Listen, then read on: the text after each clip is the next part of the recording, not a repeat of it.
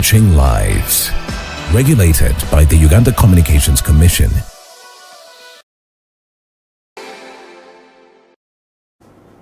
I believe that the fact that you're listening to this voice, you're watching this image, you have a reason to thank the Almighty God who has given you an opportunity to see the beauty of today. A good morning to you, coming to you live from the heart of Kampala, Jananlum Church House, level 13, and you are watching the Uganda we want. All of us have envisioned that kind of Uganda that we want. Of course, we know that the political grounds are picking more momentum each day that goes by, and of course, the tension is high in the different camps. However, today we are looking at something very, very pertinent and at the heart of very many people. So today we want to look at access to justice and legal aid opportunities. So do not go anywhere, because this is something that you need to listen through, and I believe by the end of this show you will have at least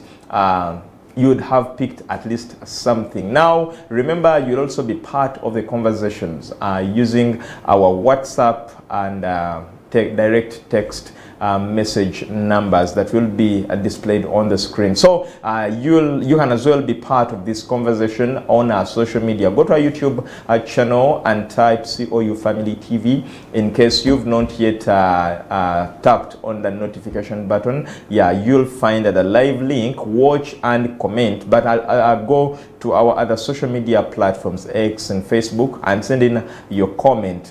It will be responded to if it is a question.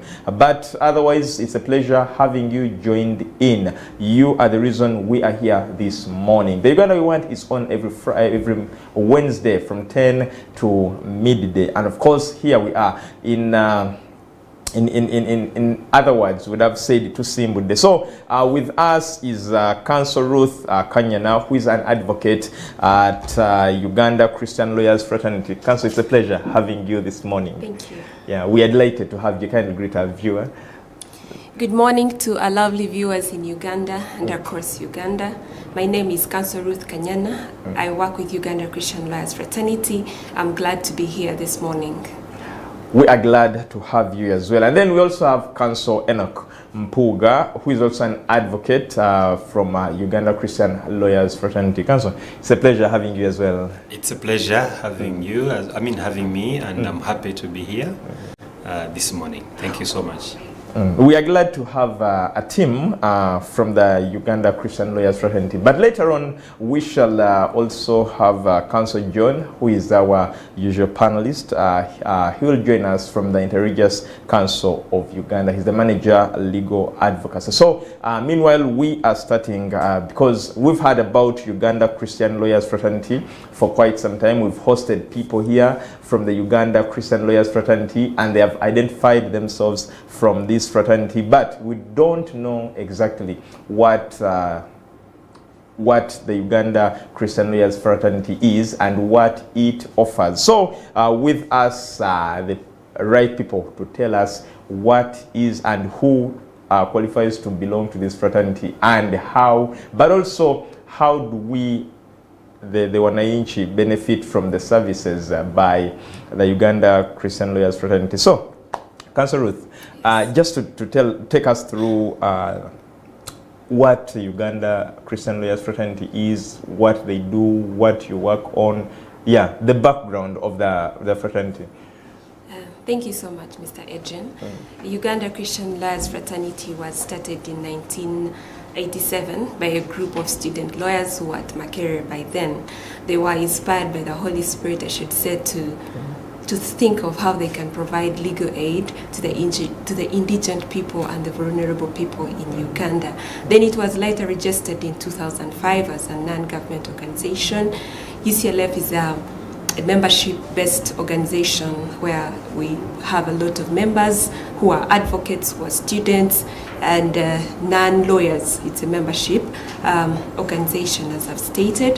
UCLF runs under departments. We have the Access to Justice Department that provides legal aid services to the people, and it also provides other services like counseling to the clients. Then we also have the students department, whereby it serves very many students at university level, secondary level in Uganda, and it's in charge of mentoring these students. We also have the paralegal department, though it falls under the Access to Justice department. This one deals with police and prisons. We look out for prisoners, we try to look for their sureties, we try to get bond for them, bail applications, and we also have the counseling department that is in charge of community sensitization, spreading evangelism, counseling the staff members and non-staff members. Everyone who needs counseling is welcome to UCLF for counseling. We also have the membership department. This is in charge of coordinating our members with what is happening at the Secretariat, communication, and following up with them in terms of paying their membership subscriptions. We also have the accounting department. The accounting department is in charge of accountability, making sure that our finances are okay. We have good budgets. We have everything is running smoothly concerning finances. Yes, then we have the resource center, which is open. It's like a library where students read, lawyers come to read, and enrich their minds with a lot of knowledge that is full in our library. So in brief, that is what UCLF does. It provides legal aid and all legal related services to the clients who are indigent, who are vulnerable, who cannot afford to pay legal fees for their services that they need legally. Thank you. Okay, you've talked about all these services, and someone would ask themselves, where are you located? So if someone comes to locate you, where do they find you? Okay, thank you so much.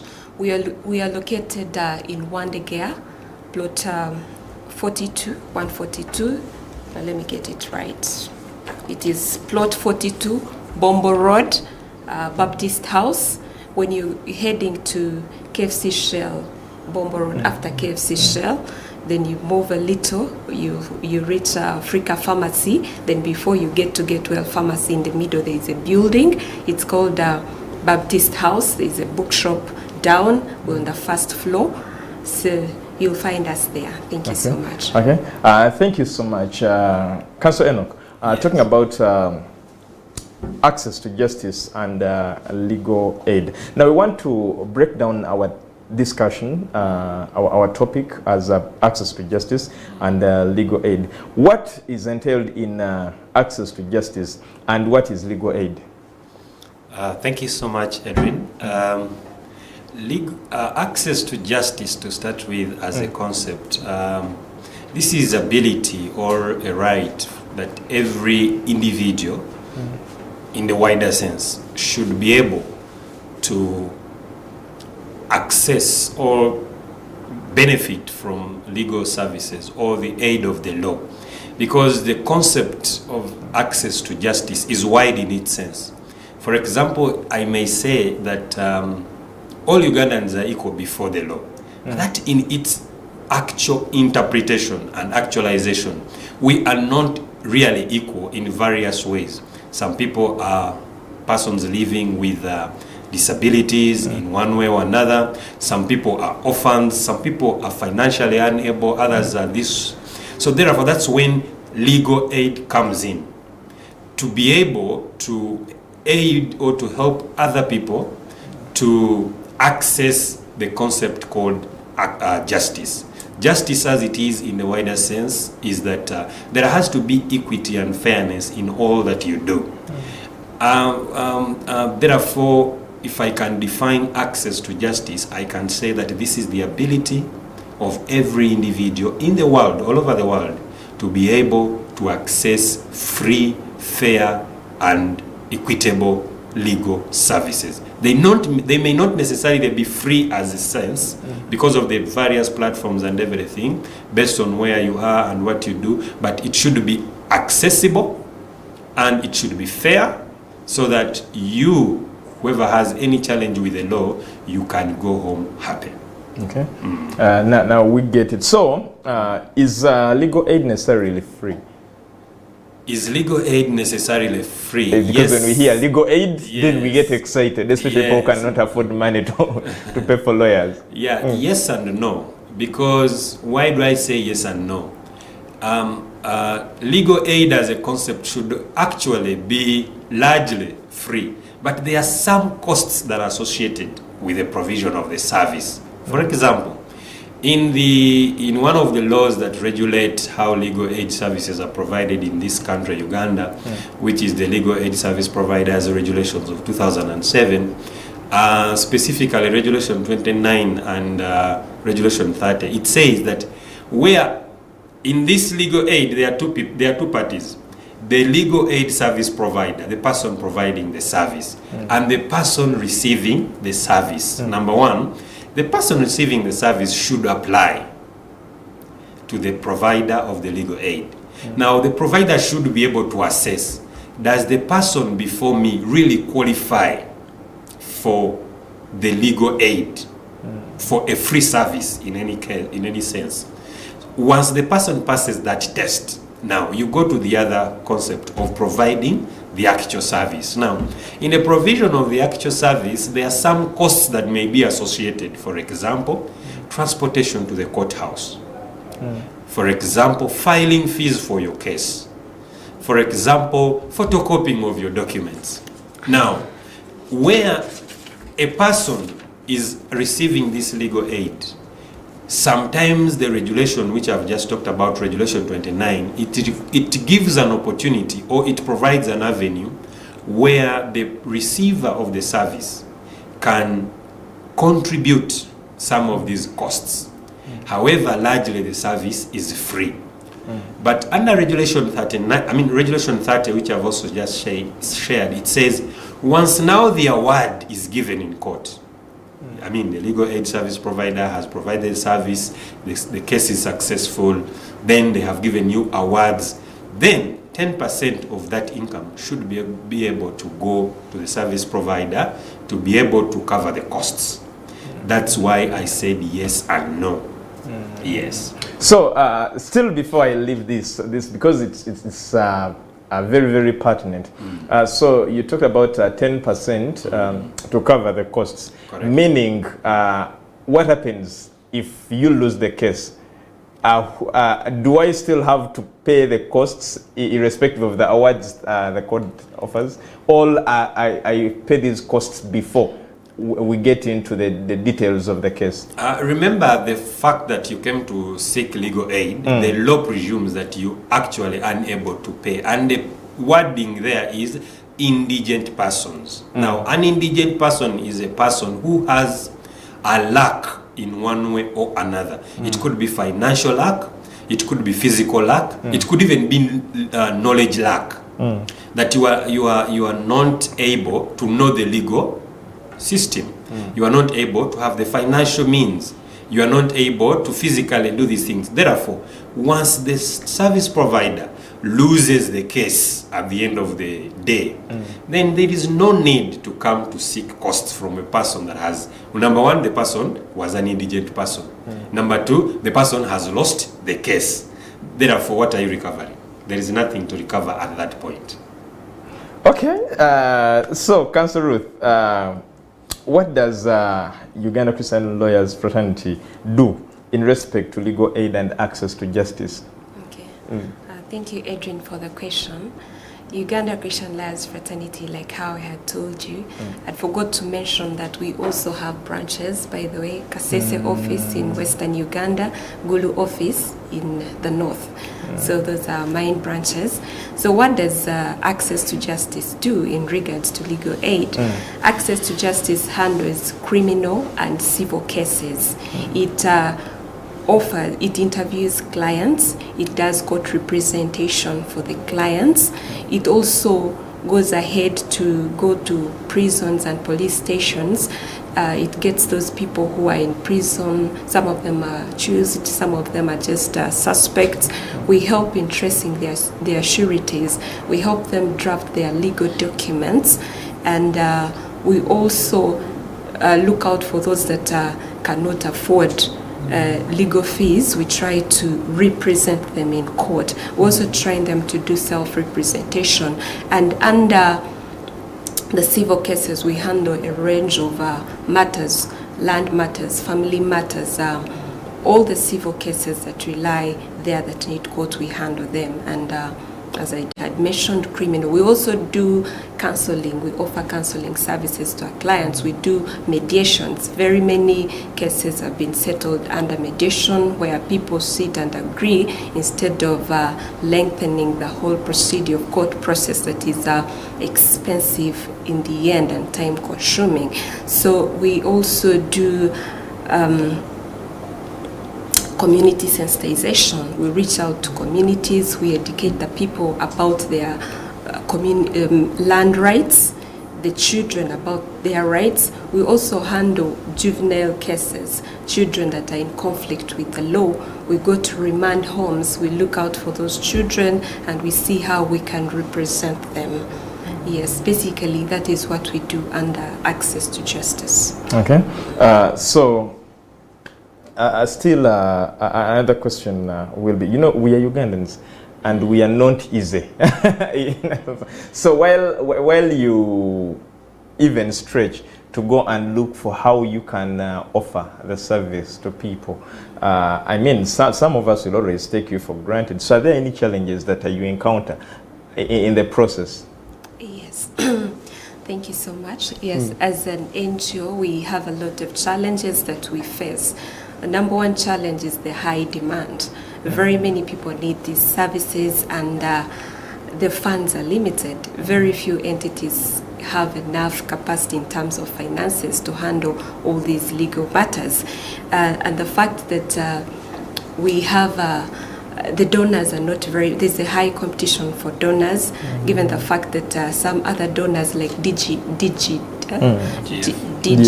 that is Democratic Government Facility.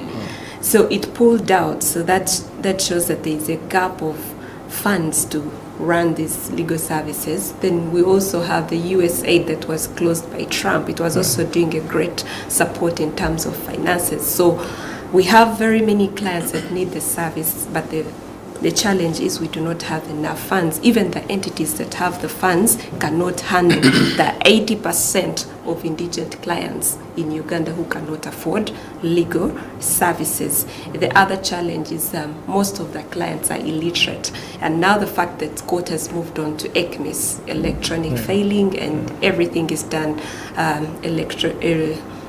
technology. We do everything via ECMIS, we fail, we find our updates on the system. So very many clients cannot access this information because they are illiterate. So that poses a very great challenge to the clients and to us, that we have to keep on communicating everything to them. Then the other challenge is unnecessary adjournments. You go to court, counsel has not appeared, or the judge is not there, or anything, then the case is adjourned. So this leads to a lot of case backlog. So you find a case that is supposed to end in a year, it takes 2 years or 1.5 years. So that is also a very big challenge to us. Then the other challenge is the land question in Uganda. You find that one piece of land has very many interests on it. This one has a freehold interest, this one has a kiwanja interest on the same land. So dealing with all that to get justice sometimes it poses a lot of challenge, because you have to do a lot of due diligence in order to serve the interest of this client that you have before you. So those are some of the challenges that we face as an NGO under legal aid provision.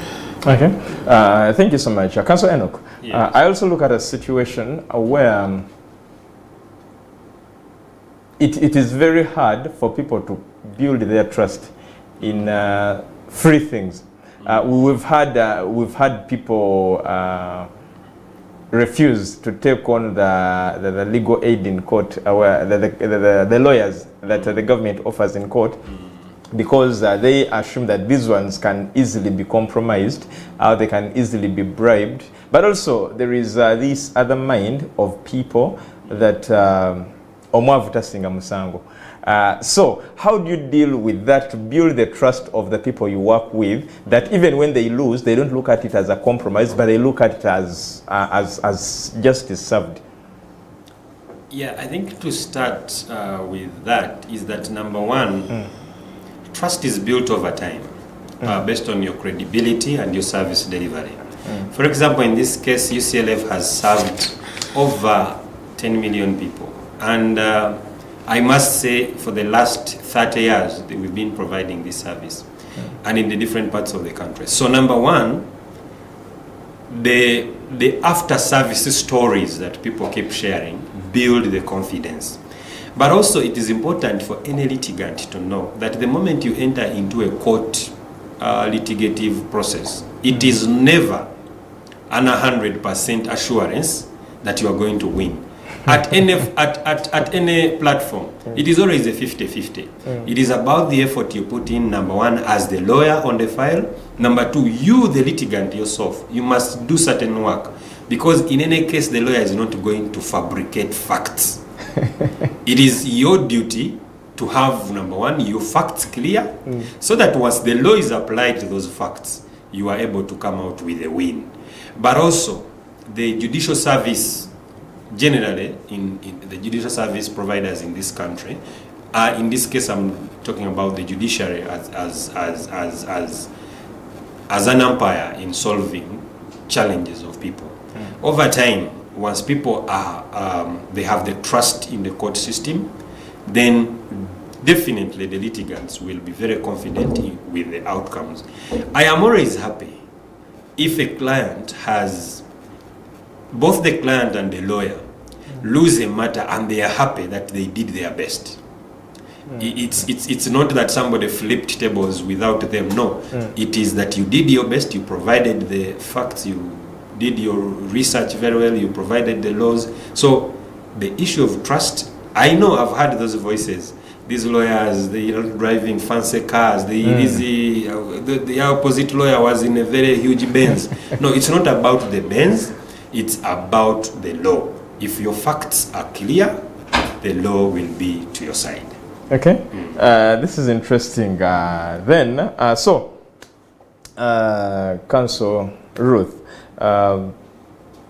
we looked at the challenges that you say you meet, and at one point you said that you look out for some of the clients. But what criteria do you use to select the people you offer the services to, and what categories do you represent? Do you represent only the Christians? Do you represent everyone? I mean, we really need to understand the criteria that you use and the category of people that Uganda Christian Lawyers Fraternity offers the legal aid to. Thank you, Adrian. We look out for the indigent people, the vulnerable people, and how we measure. You see, this is someone who doesn't have income or they don't have even assets to support themselves legally in terms of paying the legal fees, but with a focus to women and children in order to provide gender justice. So those are the category of people that we look out to. So we do not look at only Christians. We are a Christian-based organization, but our clients, we have Muslims, we have the atheists, the Buddhists, everyone, as long as you fall under the category of being indigent, vulnerable, women or children, that you cannot support yourself. You're indigent, you're vulnerable, you're highly welcome to our services. Okay. So when I come, do you take me through a sort of interview to understand to understand whether I really qualify I qualify for the legal aid, or how do you approve me for legal aid?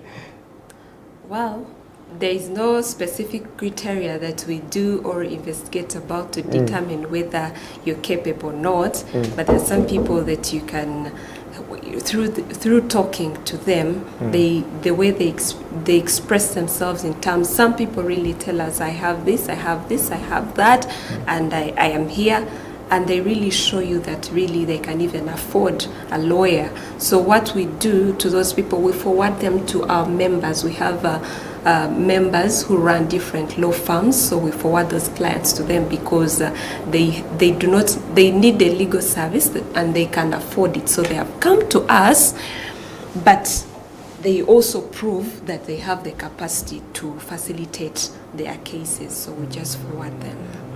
So, since there is no particular, okay, when we talk, I might say I have this and this and this, but then I do not have the money to to represent to pay for the service. What happens then? If you do not have the money to pay for the service, but I have all the other things. I have the assets. I have these. I dress up very well. I put on this tie and coat. But I mean,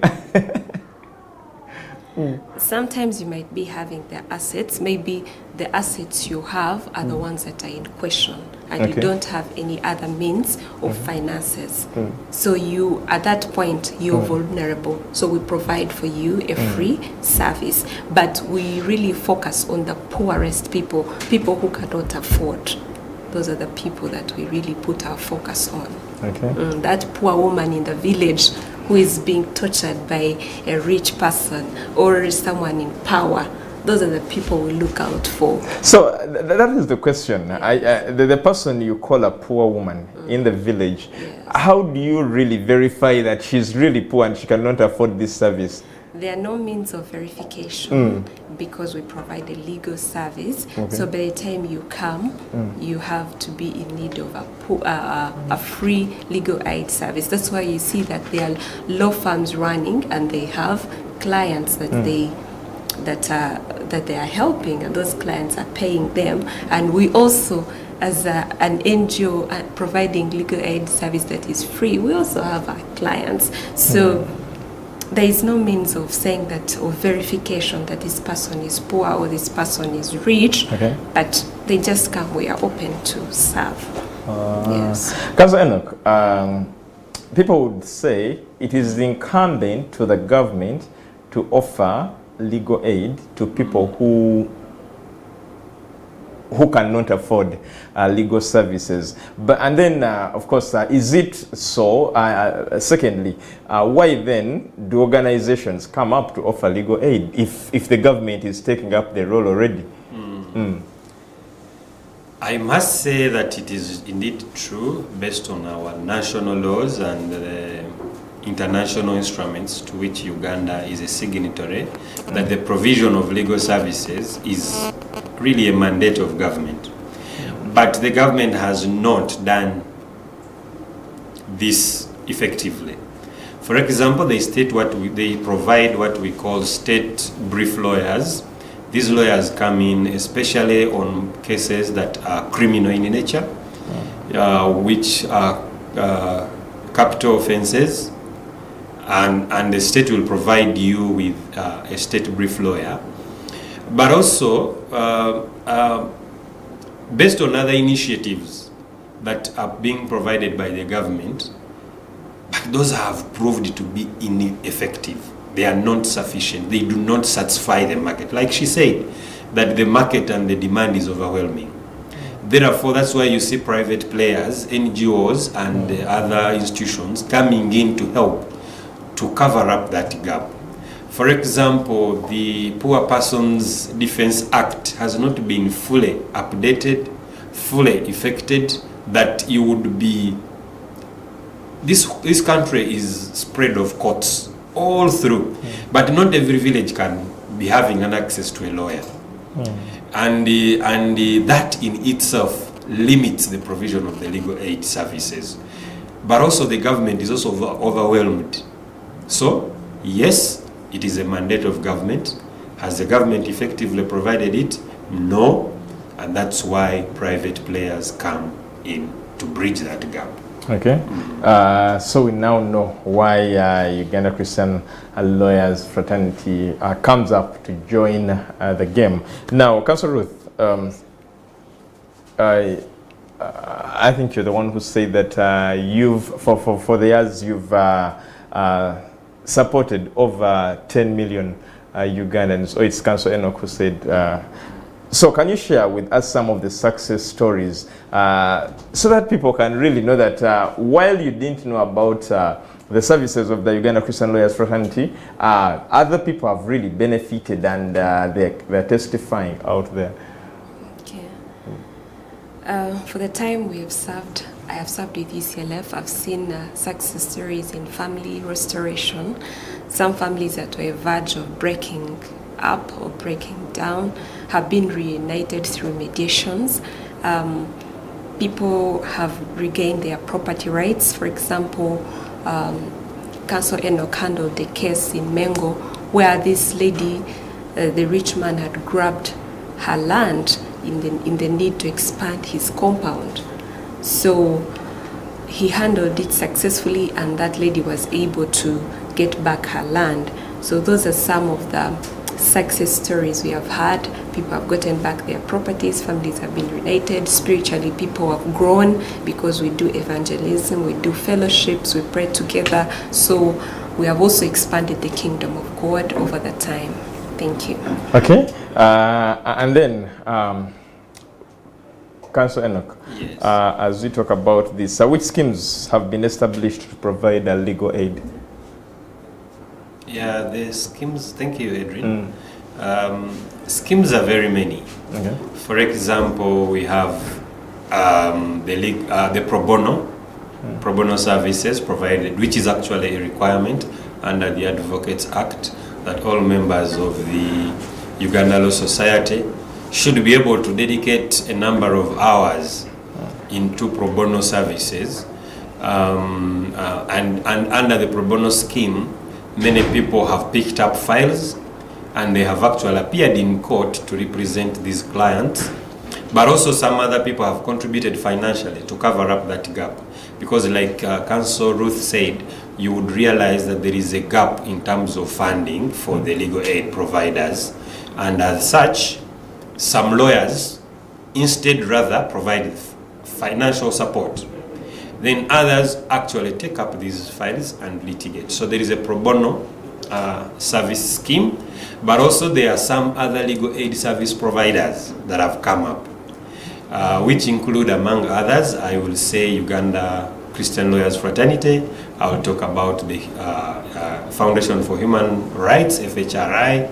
I will talk about Justice Centers Uganda. I will talk about state brief lawyers, which is actually a scheme, a platform provided by the judiciary of Uganda, that all people on capital offenses are able to access a lawyer on state brief. We can talk about things like human rights foundations. They provide such a service, and many others, because the government is also coming up with something called the National Legal Aid Bill, which is really to harmonize all these legal aid service providers, to bring them into something that is a little more detailed, more clear, so that the country can benefit. So those are some of the schemes, and the government is coming up with more. Okay. Later on, we shall get to know the detail of the National Legal Aid Bill. But before we go for the break, how can people access these legal aid services, especially those who cannot be able to come to Uganda Christian Lawyers Fraternity? Wow, thank you very much. There are some legal aid providers that are spread all over the country. So we do believe, for example, UCLF has offices in Igulu, Kayunga, Masaka, here in Kampala, and other parts of the country. But where many courts in Uganda, especially high courts, have offices of justice centers and other places. So, number one needs to move out of their comfort zones to reach out, to search where these legal aid service providers are. Once you have a problem, you need to move and look for these people. So that is the first way. But also, people can reach out to social media platforms. They can search out for these platforms and they will find them. Yes. So I look at an old woman deep in the village who doesn't even have a smartphone, who maybe the only court closer to them is a magistrate grade 1, and so they don't even know about justice centers or anything about social media to search for these services.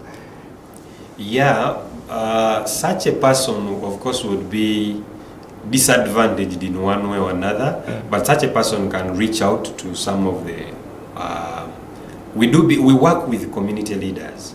We work with community leaders. There are people in communities called the paralegals. Now, these people, they are those who are stationed at offices, but also they are what we call community paralegal persons who are trained, and we empower them with this information. So once they are empowered, they know, number one, where to go, where to report, and once such a person gets to these people, she can be helped. Okay. Thank you so much. Councillor Ruth, before we get into our break, the other big question still about, you talked about especially the children that are in remand homes, and probably they do not have access to this service. Who is supposed to give them this legal service? Because they're juveniles in the state. So is it the government? Is it the parents? Who is supposed to pay to meet the cost of the lawyers? Do they even need lawyers for their cases? Yes, they do need lawyers for their cases. So I had earlier told you that we go visit remand homes. So we get to know that these are the children that need our services. So we do represent them after knowing them through their remand homes. We also get referrals because those people who work in remand homes, some of them are our members. So once they assess a case of a child and they feel that this child really needs a legal aid service, they refer that person. They refer the case to us. They tell there's a student or a child is having this issue, kindly help. So that is how we get to know that this person needs a legal aid service. Can their parents also come and seek a legal aid service on their behalf? Yes, they do.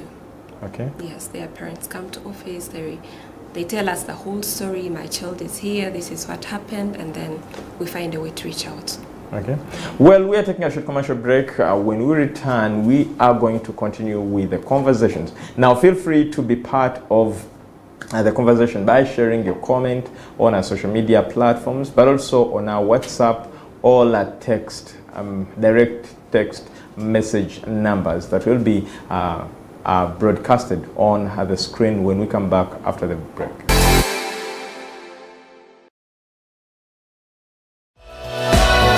This is Church of Uganda Family TV.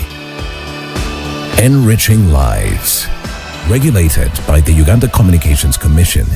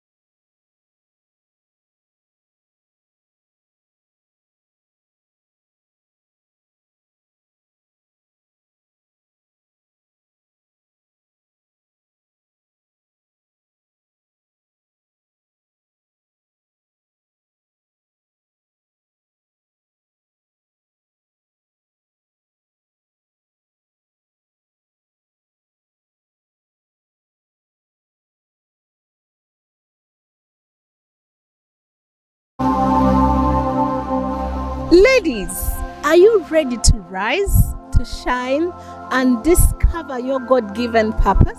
Get up and do the work that God has called you to do in that particular office. And you know, the more you do it better, then other women are going to take up that office after you. But if you do not do it better, they will say, we had one woman here, she was hell, and we are not going to bring any other woman. So ladies, let us style up.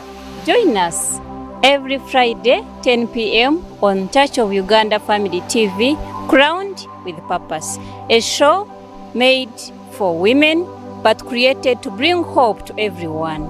Let us stand. Let us know that we are stronger than ever. Through real-life stories, encouragement, and inspiration, we speak life into every heart. You must love yourself. Yes. Wake up and say, I am a queen, I'm a child of God. Love yourself. The older you get, the less hectic your cardiac cells should be, but also the time, they should be shorter. Remember, you are not just a woman, you are crowned with purpose. Crowned with purpose. Get ready to embark on an enlightening journey with our exciting news segment, Know Your Church, exploring Anglican churches across Uganda, airing every Wednesday in the News at 8 bulletin here on Church of Uganda Family TV. Join us as we delve into the rich history, profound community impact, and spiritual significance of Anglican churches across our beautiful nation. Each episode promises a unique experience where we will explore fascinating histories and architectural wonders. Be ready to be part of the segment and don't miss the chance to learn more about your local Anglican church. Know Your Church, celebrating faith, heritage, and community spirit.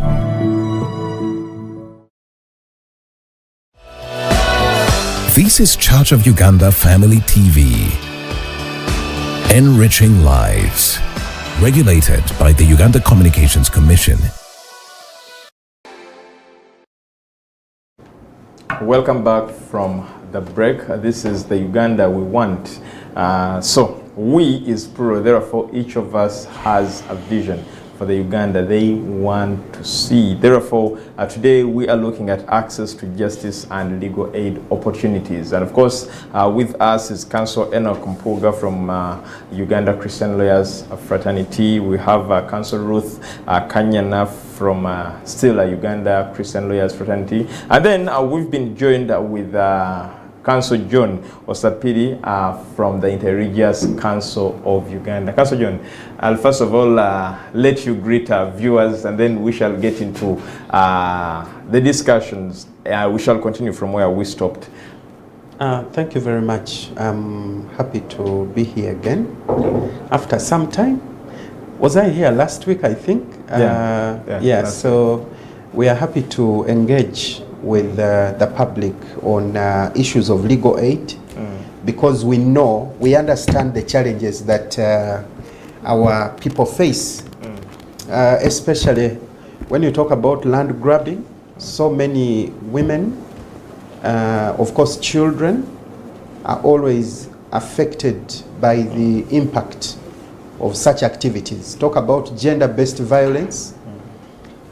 Within the week, the Interreligious Council had a meeting with the International Justice Mission, and we want to partner so that we can extend support to communities on issues of violence against women and children, which is another critical area for when you talk about legal aid and access to justice. So the demand for access to justice is extremely high. When you look at the Hill report, I think 2016, 2017, the demand is extremely high, and the statistics are that only 5% of cases that come up in the criminal justice system are able to be concluded with a conviction at the end of the day, or dismissed. But also a very little percentage of people who are able to bring their cases to the courts of law. So in most cases, people will either run to the local council which again calls for supporting these local council groups, especially in respect to capacity building, so that because they are always the first responders. My mother was a councillor. She was an Abachala when I was a bit young. And I think almost every day, women used to come to our home, to the Nabachala. They have been beaten by their husbands at home, or there is a problem. So you can see the local council, they are the first responders. The second responders are religious leaders. And I think this is why it's critical that we need, as religious institutions, we need to talk about legal aid, but also support organizations like Uganda Christian Lawyers who are in the center providing legal aid on a daily basis. So it's a critical subject. That's why I'm here this morning. We are delighted to have you. Now, before you came in, we had gotten into the detail of what access to justice and legal aid is, but there's something I request you to put up. For example, some of the limitations to access to justice.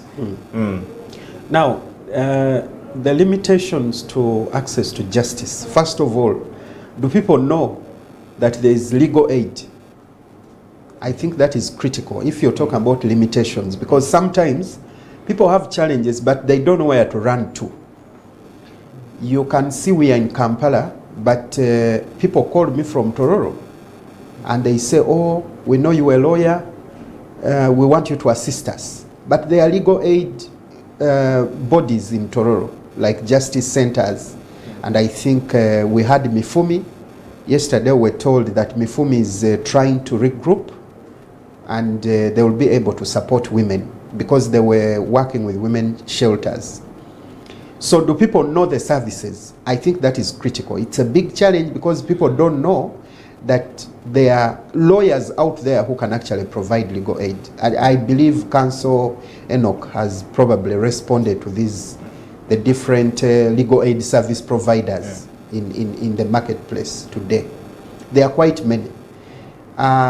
So knowledge about the existence of legal aid service providers is a limitation. Number two, which I see as a challenge, is ignorance of the law. Because sometimes people do not know, they take the law in their hands. For example, you have communities where people still carry on mob justice. They do not know that the law can ably address the particular justice needs that they have. So it is also a problem if people do not know the law. And I think Council Vincent and Ruth will agree that it is the role of which agency to support legal education? Is it the Uganda Human Rights Commission and the Judicial Service Commission? They are mandated with the responsibility of educating people about the law. But when you talk about ignorance of the law, you also talk about putting the law in an intelligible language. For example, our laws translated into Luganda, which is the most spoken language in the country, if we go by the statistics of UBOS. Because they said Buganda is the biggest. And then followed by what? Was it Ankole? We doubt the results. Yeah, so are we translating these laws into Luganda? Are we translating the laws into Lunyakitara? Are we translating the laws into Ateso? Are we translating the laws into Lusoga?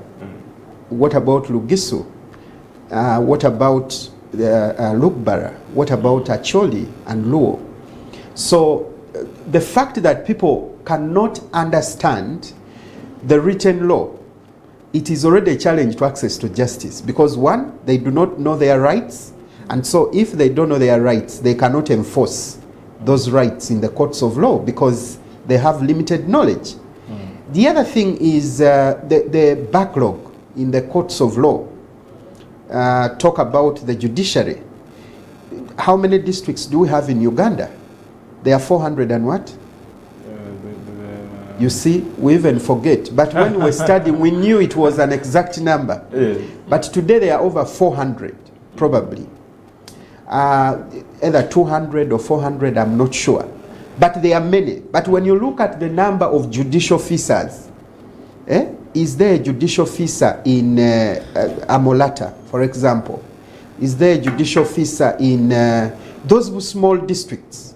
My neighboring districts, they are called Bugweri, where Rachel Magola was Member of Parliament. She's still, yes, until she bamukuba mukamyufu. That's what I was told. Anyway. I saw it in the news, but I've not confirmed. But the Honorable Magola was there. Bugweri, do they have a court, a magistrate court, for example, which is actually the first instance court? So given the number of districts vis-a-vis the number of judicial officers, but also look at our population, 45 million people, vis-a-vis the number of judicial officers, vis-a-vis the number of courts we have. Up to today, the Court of Appeal is still one. Not so. There is only one Court of Appeal. So if you have a matter in Gulu, which you want to appeal, you have to come to the Court of Appeal in Kampala. I have to move from Kapchora to come to the Court of Appeal here in Kampala, from Bale, from as far as Kisoro, that you are coming to appeal here in Kampala. So you can look at, even Kanungu is very far from here. So you can look at those challenges. So look at the number of the courts, the population, the demography is extremely high, given the number of judicial officers that we have. Unfortunately, the government of Uganda continues to add on members of parliament, but they will not add on judicial officers, which is a very big challenge for our planners, the people who are involved in planning, the National Planning Authority. So I think we need to have a balance between the legislature and the judiciary and then cabinet, because you cannot have more members of parliament than you have judicial officers, you know. So it's critical that those dynamics are considered, especially issues to do with demography and the number of judicial officers. So it's a challenge. Then the other thing is the fear for courts.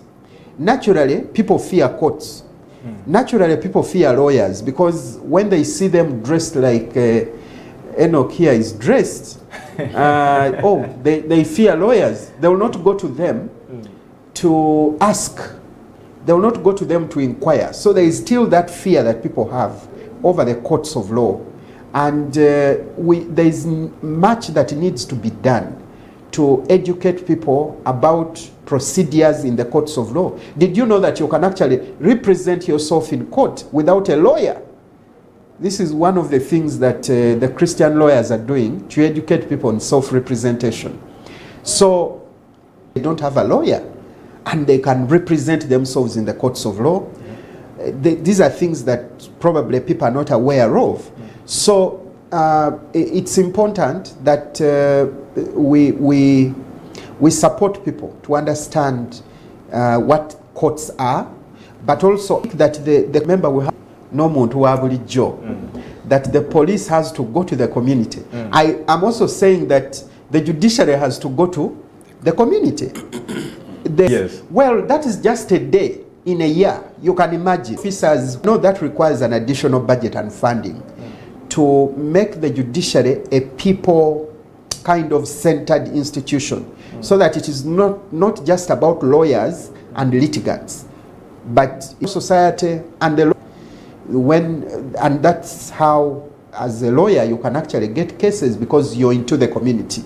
You're using the platform of the local churches. You're using the platform of the back to Chilihura and sell his cow to come and hire a lawyer. And then the lawyer doesn't do the right thing. He dodges the client. At the end of the day, he doesn't receive his calls. Yet the person has sold his cow.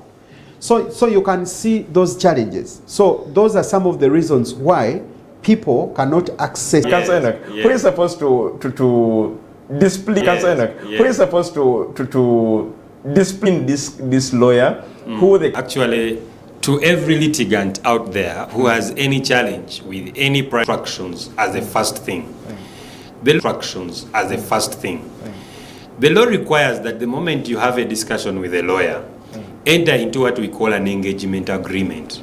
And in this agreement, you have to understand what your duties are on the given date. But once a lawyer does not show up. So the Uganda Law Council is not far from where we are. It is just across here, behind CPS, after Ministry of Gender. The Uganda Law Council is on 7th floor, on Georgia House. Oh. Yes, okay. It's not far from here. Okay. Yes, yeah. And you're free to go there to make any complaint about a lawyer. Yeah. But also, if the lawyer is working in a law firm like Enock, you can complain to the managing partner that, you know, this has happened and unfortunately, attention is not given to me. Yeah. And so what do you do in such a situation?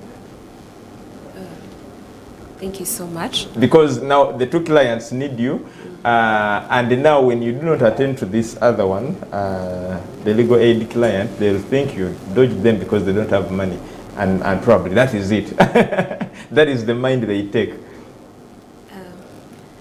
You know, the law fraternity is big, and also at the legal aid UCLF, under legal aid and access to justice department, we have many lawyers.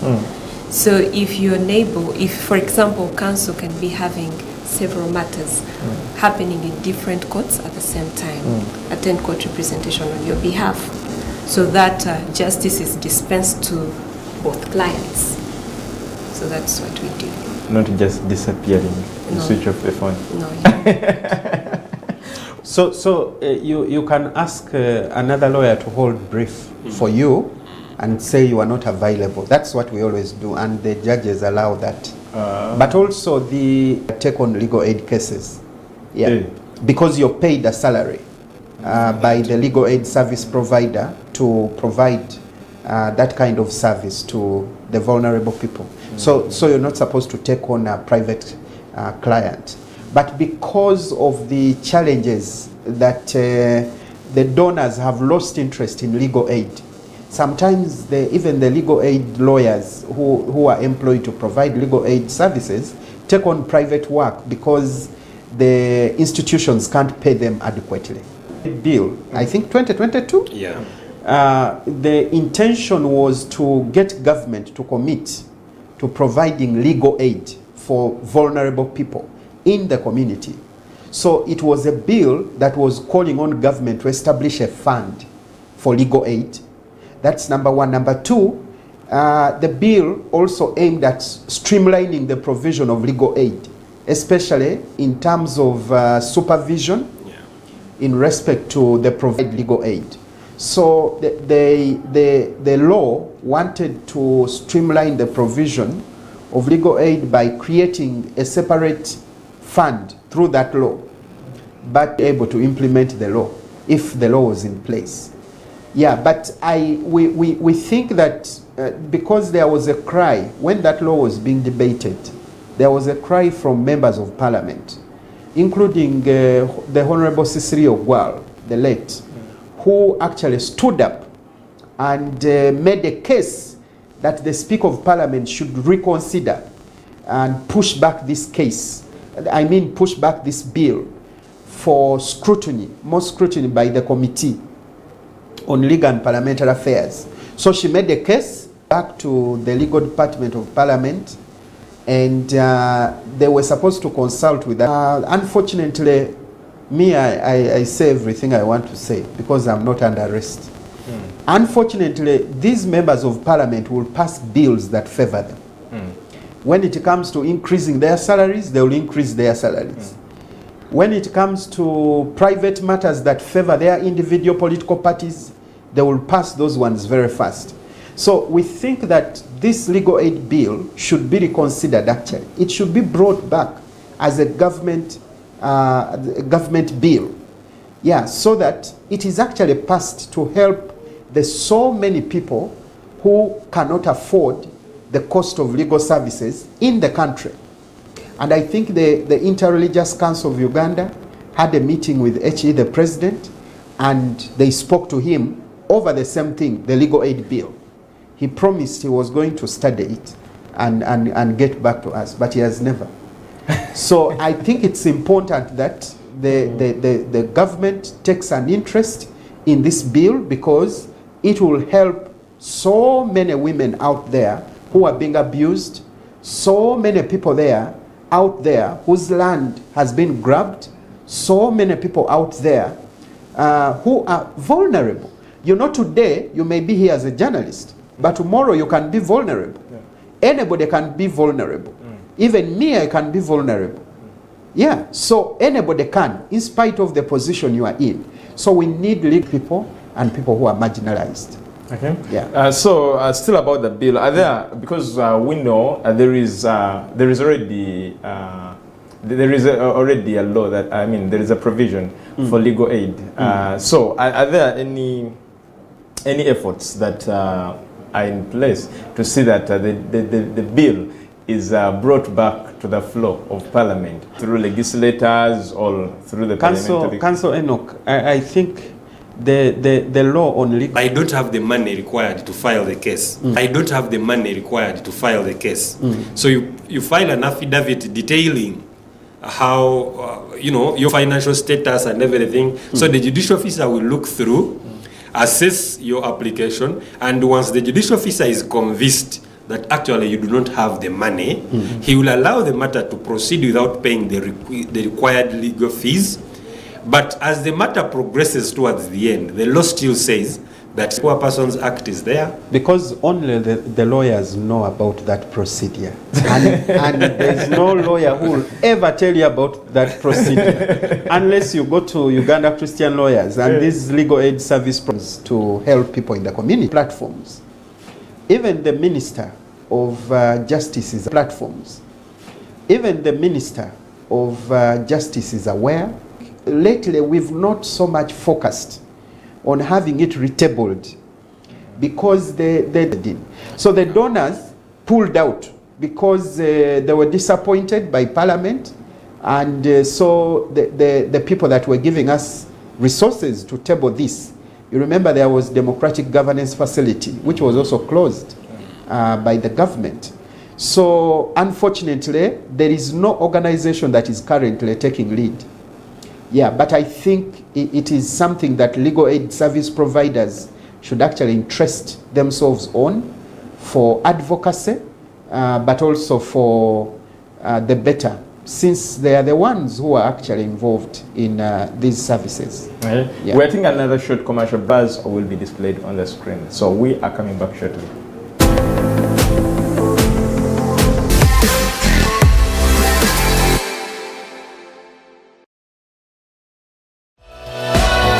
This is Church of Uganda Family TV. Enriching lives. Regulated by the Uganda Communications Commission.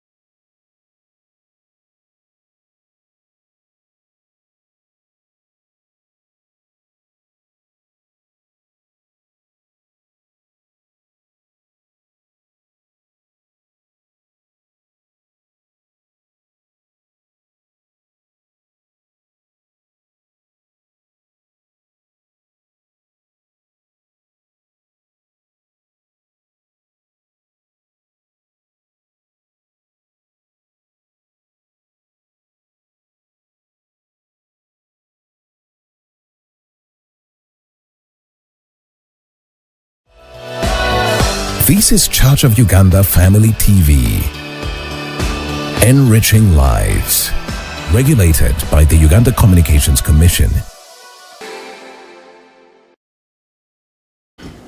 Welcome back from the break. We welcome you to our last part of this show. We are looking at access to justice and legal aid opportunities. Now, of course, we've talked about a lot of things on this platform, and concerning legal aid and access to justice. And of course, Council Enock told us that legal aid is both free and not free. So do not go expecting to get 100% free service. But of course, he told us how it doesn't become free because you as a client, you're supposed to meet some obligations. And of course, this reduces the cost. So why not, if at all it is something that you are interested in? But be part of this conversation. I want to appreciate those who have already sent in their comments. Of course, in the next few minutes, we are going to respond to some of the concerns, questions and comments that are coming through. But of course, we have Council Enock, we have Council Ruth, and we have Council John. Council Ruth, the only lady around on the panel. But Council Ruth, we talk about women. There is a way women are put on the front line in advocacy for rights of women. Even your elaborations were referring to that old woman, not that old poor man. But so are there any extra stretches, especially for women, for vulnerable women, or you treat them are the same, men or women, as Uganda Christian Lawyers Fraternity? Thank you so much for that question. Are there extra stretches for women? What do you mean by extra stretches? Maybe, for special example, special interest, or maybe you give women more priority. Yes. Okay, thank you so much. We strive to provide gender justice at our organization, and then we look out for those vulnerable women who cannot. It's mostly women that are really affected with domestic violences. They do not really speak up so much. At least men can easily get these accesses because some of them are financially stable. Some of them move in towns everywhere where they can easily get justice. But it's those women that are deep in the village or are under so much domestic violence in that they are not supposed to move, so under a lot of restrictions. So that is why we really stretch out to go deep into these communities to look out for them. And the girl child that are silenced, we find a girl is being molested by the relatives, by their uncles, and they cannot speak up. So we have to stretch out, because a boy child will not be raped, a boy child will not be beaten, and then they can't fight back. But girls, most cases, face these type of vulnerabilities. So that is why we stretch so hard to look out for the women and the girl child and everyone. But in providing these services legally, we do not segregate it to a man. We work on both clients, but we really focus on women and children. Okay. I remember I first worked for the Christian Lawyers, and I remember there was a program focused, what she was talking about, the gender justice program. They were in Kampala, but also in Kayunga. We had a fully fledged office there. And what we were doing was to support access to justice for the vulnerable women and girls, especially with regard to GBV. And I remember that program was supported by the EU. But of course, the program came to an end, and I think recently they received an additional funding from the BMS World Mission to support access to justice for women. So I think women are given a priority everywhere, including at the Interreligious Council. Though people complain that religious leaders are only male predominantly, but we have a structure for the women called the Interfaith Women Network of Uganda. And we do a number of services and trainings, capacity building for these women leaders, so that then they are able to become trainers of the other women groups, especially through the Mothers Union, the Christian Women Fellowships, and other women organizations that we have at the council. So yes, a lot of priority, especially for us in program implementation, is given to women. And we will always use their structures. For example, the Interreligious Council has done a training for the interfaith women on violence against children and women. That just a few months ago, we did that training. But also, we've rolled out capacity building training, especially at district level, to support them on issues of violence and issues of GBV and issues of gender. Yeah, so I think women are given a priority. Yeah. Okay. Thank you so much. So someone is here correcting us. Uganda has 146 districts now from the 56 districts originally known. Okay, thank you so much. Well, thank you so much for the show. Thank you so much, Council Ruth. Okay, this is yours. Someone is appreciating you. Thank you so much, Family TV, for this conversation about legal aid. However, legal aid seems not to be realistic in Uganda because I still believe that it can still be compromised, especially the fact that the highest bidder takes the case. No, that is a mindset. You see, when you have such a mindset and you come to justice, the justice we are talking about is the court here. So you come to the courts and you want justice, but you have that kind of mindset. You may, because of that attitude, you may not be able to pursue your rights up to the end. Why? Because even if you don't receive justice in the first court, you can still apply for review or revision or an appeal. All these rights are available to you. Yeah. So if you think that the first judge is not fair or impartial, then you can go to the next judicial officer. Sometimes you can even go administratively because these magistrates are headed by the chief registrar. But also the chief magistrate. At the station, you have the chief magistrate. Yes. You have an office supervisor there. But even you can come here to the chief registrar's office. The chief registrar, very many people don't use that office, but it's there. The chief registrar sits here not very far from our office, where we are here. The chief registrar is here at the High Court, somewhere there. So you can go administratively. If it's in the High Court, you can go to the principal judge and make your complaint. So you can go administratively, or you can use the levels, the different levels of appeals, revision and review, something like that. But it's not good to have that mindset that justice has to be bought, or if a judicial officer did that, report them, make a complaint to the IGG and they will be investigated. Yeah. But also there is this other avenue that many Ugandans don't use. The LOC under the Local Council Courts Act. Each LC is actually a court in itself. Yeah. Many Ugandans, even when they go to the LC, they do not use it in the proper way it should be used.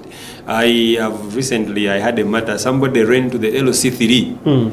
But there is a procedure. You don't enter the LC3 court as a court of first instance. It should be an appeal process that I had the LC1 determine my matter. I am dissatisfied with his or her decision. Then I am appealing to the LC court. But somebody runs to the LC3 and they want to, mess up the entire process. By the time it comes to the G1, that is to the magistrate grade 1, he or she should be entertaining an appeal, not as a case of first instance. So people don't use these systems.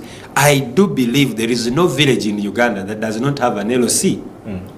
So each LC should be composed into a proper court system, but they don't do that. Because the LCs are not empowered. They are not trained on their duties. And it's a big challenge because even now, which LOC are we talking about?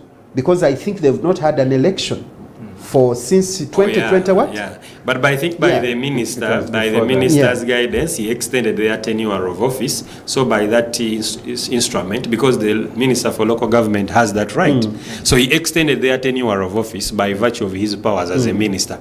But I think what is lacking under that line is that the minister or the government to empower what Councillor John has just said. You find an LOC chairperson is actually the entire committee. One person does everything. One man. Yes, you meet the man with his briefcase. He has the stamp. He has everything. So he decides the matter there and then, which is really a very bad thing. So that is where I think the challenge is. So I think we then need strategic partnerships with the Ministry of Local Government and also district local governments. To fast track. I know the Legal Aid Service Providers Network had started on something like that, building partnerships with districts and the district local governments to provide legal aid. Yeah, but I know they ended somewhere because of lack of funding. Yeah. So there is something interesting here. So does legal aid service end when I lose the case, or it can also be something I lean on for appeal up to the Supreme Court? Well, I think somebody should understand our court and our court system and the ranking in there. It's not every appeal should go up to the Supreme Court. If I am handling your matter as on a legal aid basis, surely I should exhaust all the available options and the legal course, action that need to be done. If we've lost a matter at a magistrate court, if we have the right to appeal at the High Court, I should exercise that right. But it's not that every appeal should go up to the Supreme Court. No. Some appeals can only end at the Court of Appeal level. Some appeals cannot go beyond the High Court. So that is it. So the problem is that some litigants or clients always want an appeal, even when the lawyer advises that there are no grounds for appeal. They will actually leave you and go to another law firm, and they will be confused, and they will probably pick money from them. So sometimes people don't want to be advised in the right way, unfortunately. But if I can look at this, if someone feels they need to appeal, can they still seek for legal aid? All this time around, you now meet the costs? No, if I know that as the Christian lawyers, they have done some appeals from magistrate courts to the High Court. Unlikely will they go to the Court of Appeal.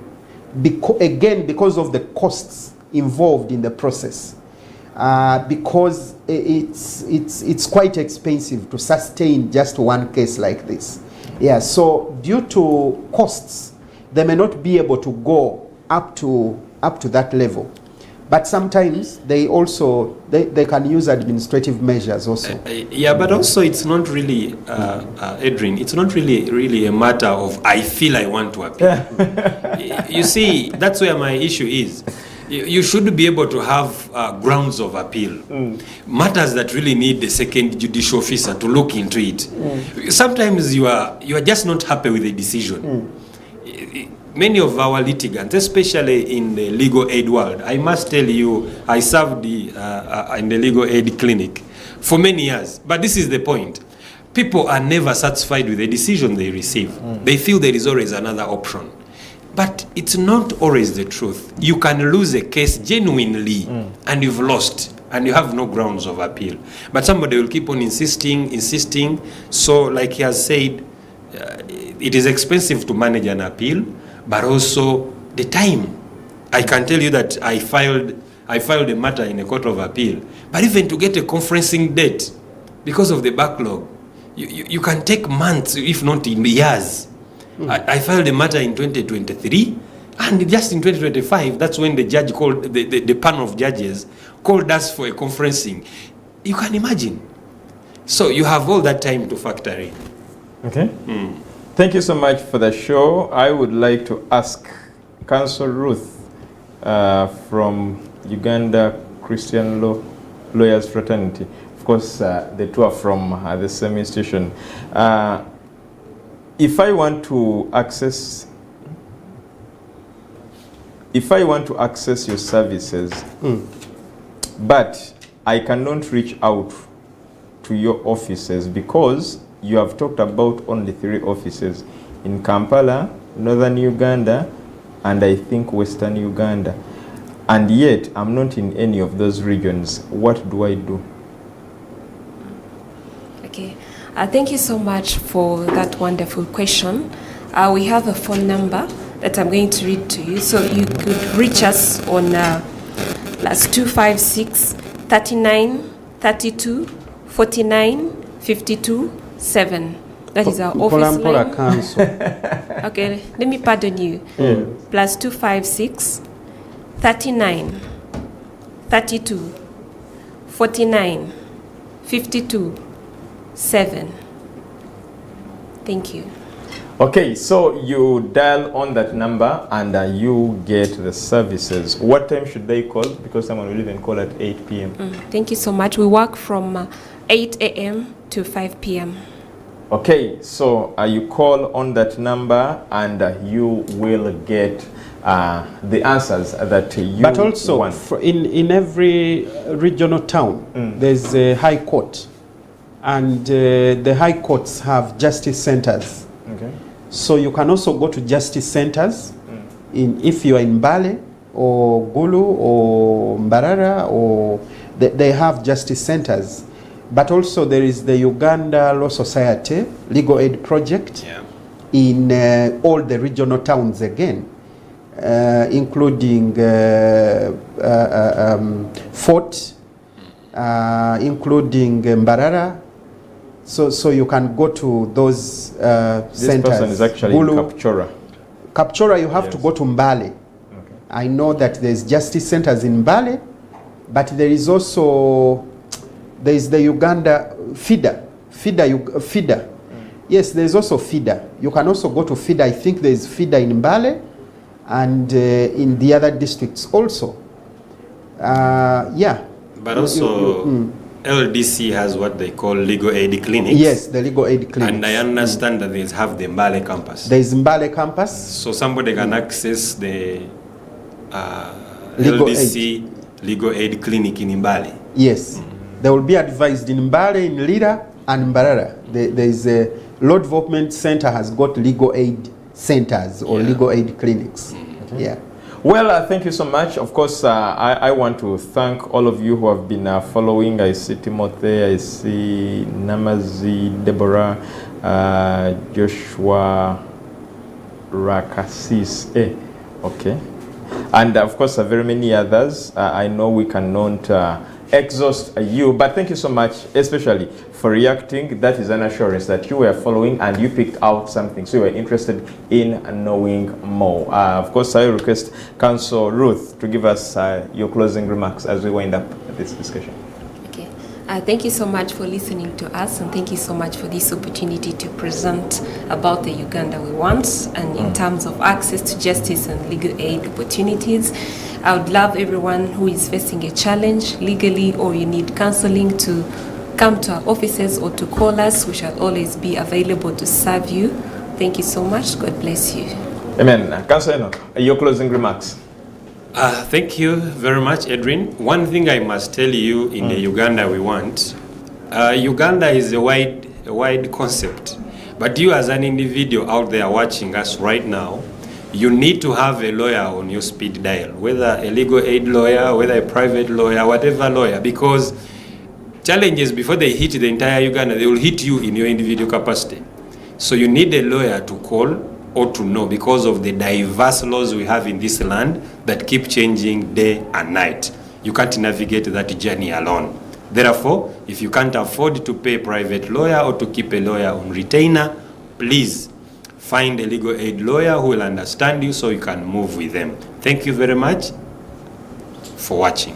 Thank you so much, Council. Council John, your closing remarks? I think for me, I want to advise people not to take the law in their hands. Try to report a matter to the police. Try to report to the LC. And if you can access a lawyer, try to get advice from a lawyer. In most cases, people get trouble. And then they come to the lawyers to correct the trouble. Yeah. And yet you'd actually save yourself from the trouble if you talk to someone with knowledge of the law. Every police station, there's a department, for example, for children and family affairs. Go there and express to them your challenges. So let's not take the law into our hands. Let us engage with people that have knowledge of the law. Thank you so much, Council John, Council Enock, and Council Ruth. And to your viewer, thank you so much. You who started with us, you who has been part of this conversation from where we started from up to now. We've come to the end of today's edition of the Uganda We Want. We meet again next week on Wednesday, same time. But next on your TV is Lunchtime Request. So you need to eat to that beat. Therefore, do not miss out. And very many other programs that will come after Lunchtime Request. So I remain Adrian Austin Mukalazi. I've worked with Liz in studio, in transmission. I have Patience and Essie. From the entire team, we wish you a blessed afternoon.